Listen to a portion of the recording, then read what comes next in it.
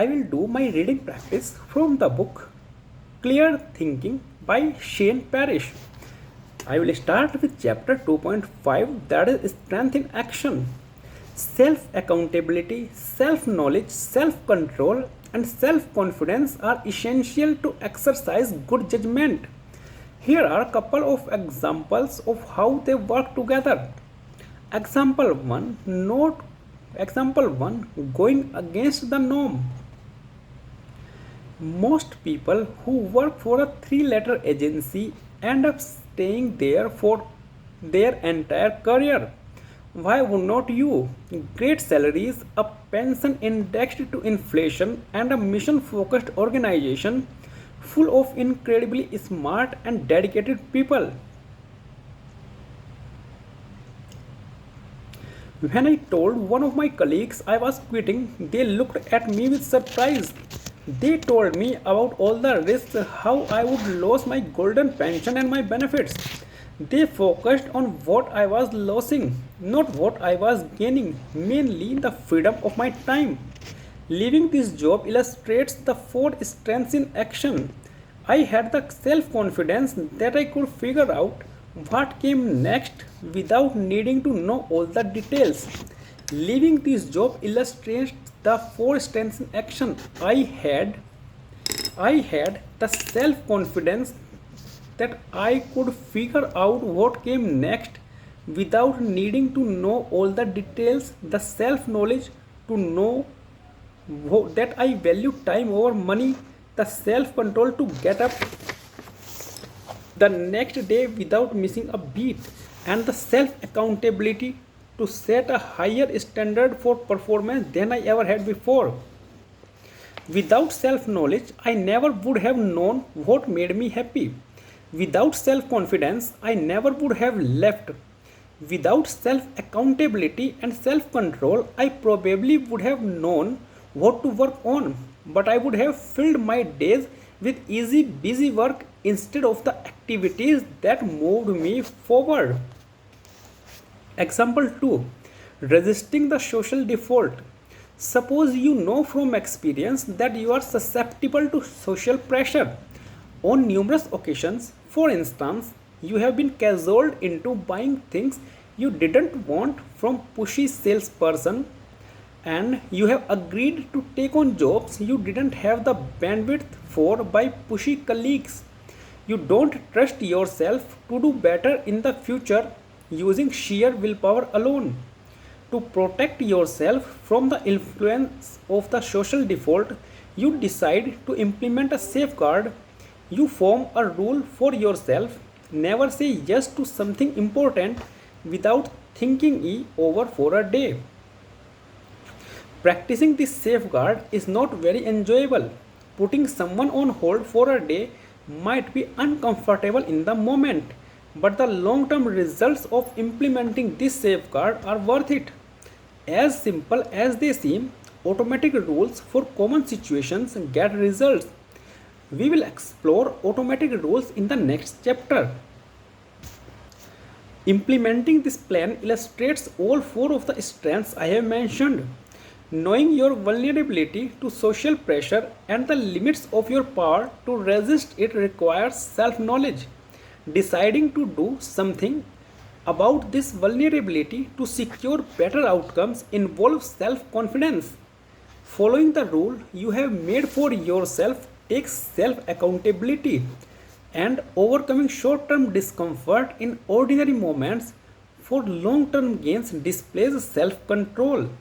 Self control means rules create rituals that have inertia, and in this way, this rule uses the very aspect of human nature that gets us in trouble for good. All four of these strengths are necessary for resisting the influence of the social default. Once you have them all working together, you will be amazed on what you can accomplish. Now, let us take a look at how to build those strengths. Chapter 2.6, Setting the Standards. It is inevitable if you enter into relations with people on a regular basis that you will grow to be like them. Place an extinguished piece of coal next to a live one and either it will cause the other one to die out or the live one will make the other reignite. Remember that if you consort with someone covered in dirt, you can hardly avoid getting a little grimy yourself. The first step to building any of your strengths is raising the standards to which you hold yourself, a practical matter of looking around at the people and practices that pervade your day to day environment. Our surroundings influence us, both our physical environment and the people around us. Few things are more important in life than avoiding the wrong people.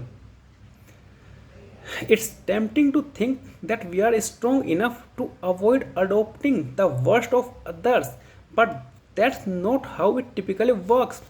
We unconsciously become what we are near. If you work for a jerk, sooner or later you will become one yourself. If your colleagues are selfish, sooner or later you become selfish. If you hang around someone who is unkind, you will slowly become unkind. Little by little, you adopt the thoughts and feelings, the attitudes and standards of the people around you. The changes are too gradual to notice until they are too large to address. Becoming like the people around you means that over time you come to adopt their standards. If all you see are average people, you will end up with average standards. But average standards are not going to get you where you want to go. Standards become habits. The habits become outcomes. Few people realize that exceptional outcomes are almost always achieved by people with higher than average standards. The most successful people have the highest standards not only for others but for themselves. For instance, when I was once sent to a remote location to work, I remember standing up in a meeting to explain how some element of an operation worked. After a few moments, another person who was widely recognized as the expert in the specialty interrupted and asked me to stop talking until I knew what I was talking about. Then he got up and explained it in more detail than I thought possible. After the meeting, I went to his office and talked to him. He explained that while he didn't know what it was like where I was from, the standard here was you don't speak unless you know what you are talking about.